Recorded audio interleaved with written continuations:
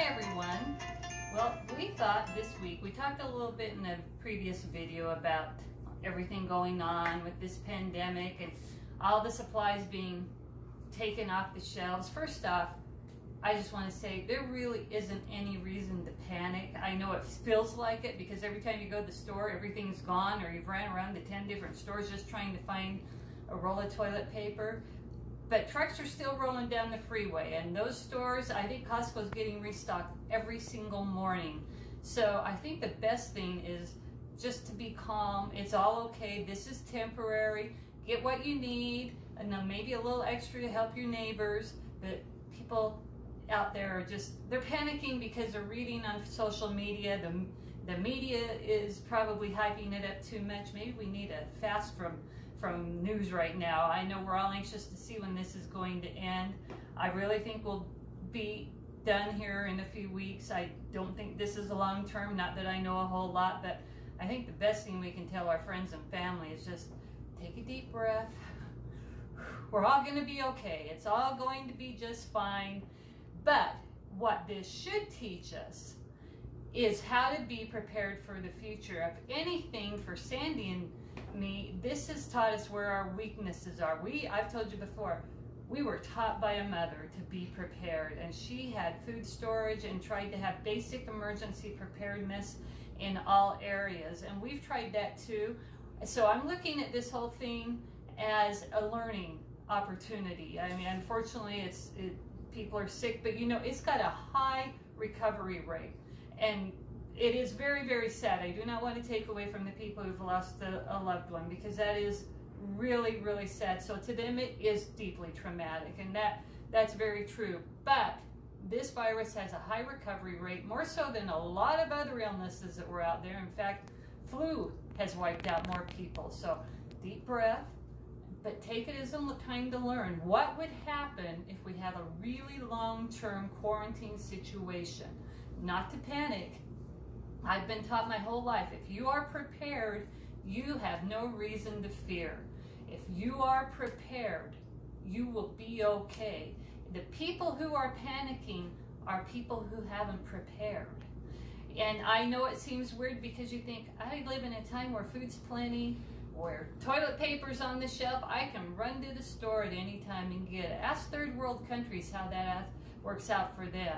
Ask people in Venezuela how their system's working out for them as they stand around blocks and blocks of street trying to wait just to get enough rations to get them through a day.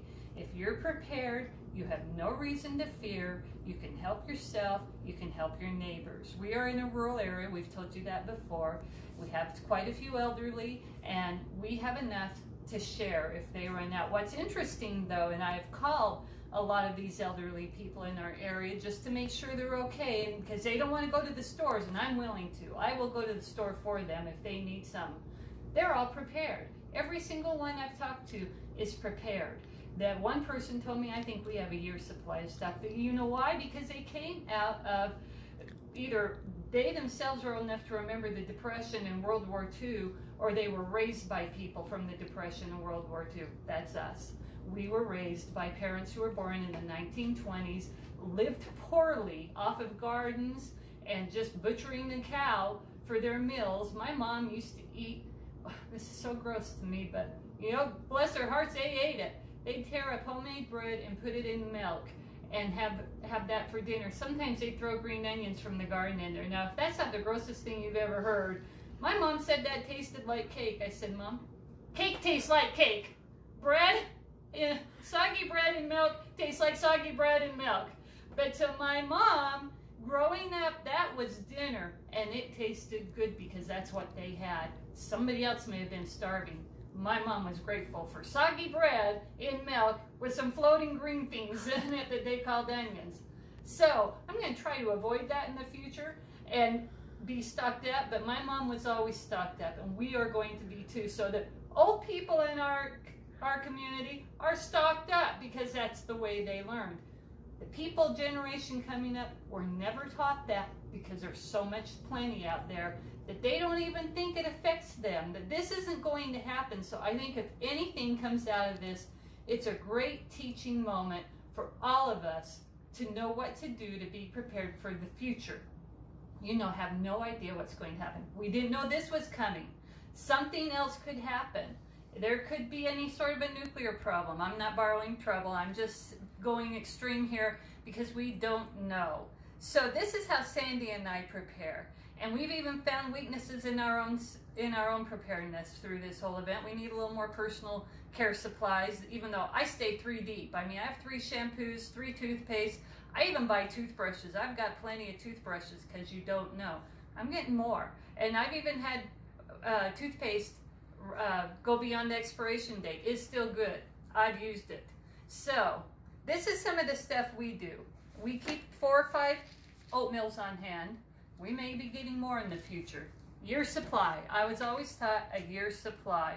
And all the people who have laughed at me over the years are now wishing that they live next door to me because I have the food and I've got the toilet paper. Now this is, full disclosure, I am a consultant rep for Thrive Alive Foods, freeze-dried foods. We buy an order every single month.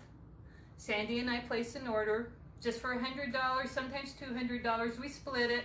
This does not have to be extravagant. The problem is that some people, especially the young kids, now think they need to go spend $1,000 so that they can stock up in one big moment. Here's all you have to do. When you go to the store, if you like canned corn, buy a second can of corn. Put it on your shelf. The next week, do the same thing. Every single week, buy something extra. If you can afford to get 2 or 3 something extras, and then rotate them. Don't let them go bad on your shelf. Rotate it. Whatever's the most closest to expiration, use that one next. So these are all freeze-dried. Freeze-dried foods keep about 99% of their nutrients, and unopened vegetables and fruits last about 25 years on your shelf. Open, they have about a year life. Other things like beans and rice may have less of a shelf life. You need to check whatever they are. But we keep these, and we actually have used quite a few of them. So this is freeze-dried asparagus. This is freeze-dried peas. These are good right out of the can. You don't even need to rehydrate these. We eat them as a snack out of the can. Man, they're like nuts. They are so good. The other thing that we have, we do the fruits. Now, we use these every day. I eat these every day from my fruit. This is grapes. These are, I think these are peaches. We have apples. We have cranberries. We have strawberries, raspberries. We have all sorts. We've got bananas, all sorts of freeze-dried foods. The only one that I know of that has sugar added is cranberries, probably because they're an extremely tart fruit. Other than that, these are all sugar-free. They are just the freeze-dried fruit. This is grapes. That's all it is. It is handy. It would be great in emergency, especially if there was water rationing, because you wouldn't have to rehydrate them. We also have a can of black beans we can use. And this is actually freeze-dried meat.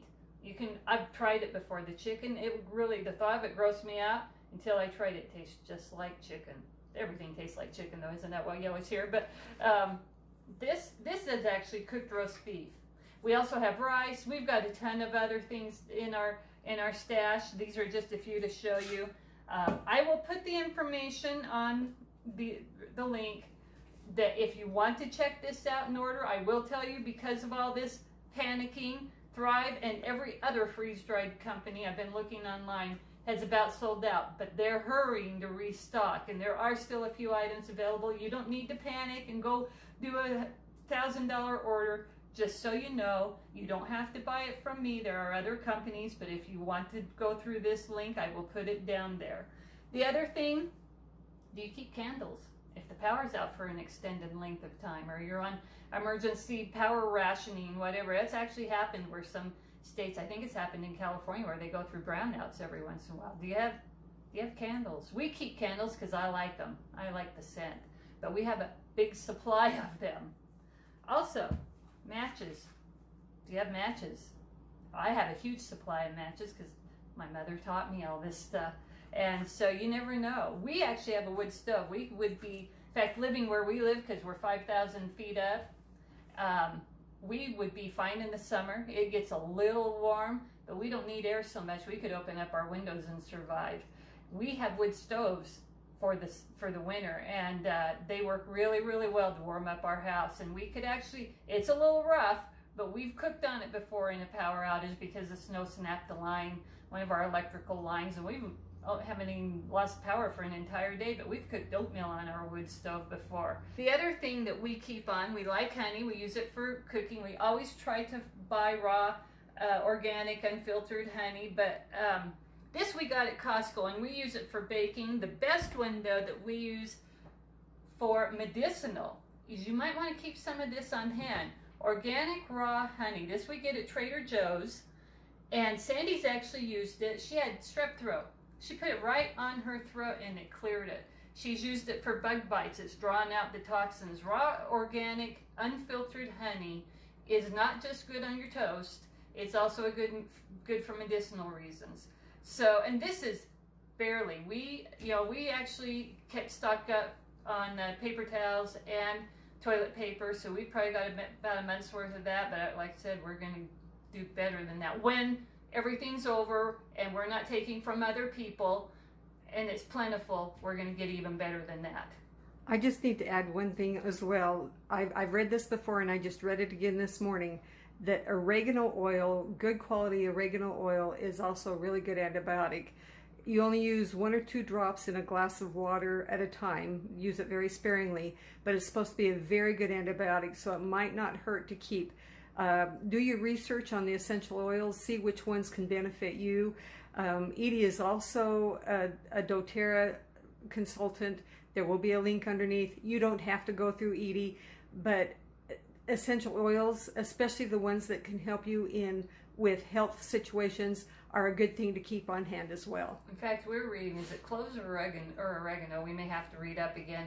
It's good for your teeth and your gums. So Cloves. Cloves. Yeah. And we started stocking up on that. I place an order for us for doTERRA every month, only 1 or 2. We keep peppermint oil on hand because it's good for digestion. It's also good for migraines.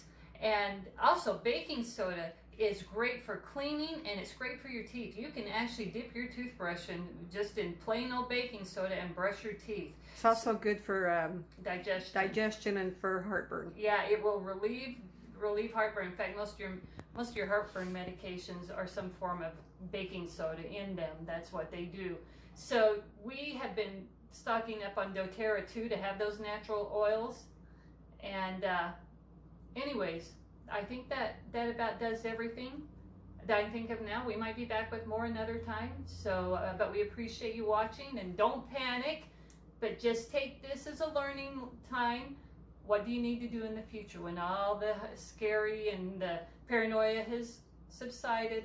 How do you need to be prepared? How do you need to be financially prepared? And maybe that's something we need to talk about too. But if you're in debt, and we all are, but maybe it's time to take that seriously and get out of debt, because who knows what the financial repercussions of this whole thing is going to be. People are losing jobs, being laid off, even if it's temporary. I've seen Las Vegas has laid off a bunch of people, of casino workers. We didn't see this coming, but people aren't traveling. So our industries, I know in Utah, they've closed a lot of the industries for snow skiing, whatever I'm trying, skiing places down. Anyways, we need to talk about getting financially prepared too. So, all right, well, don't panic, and we'll be back, and thanks for watching.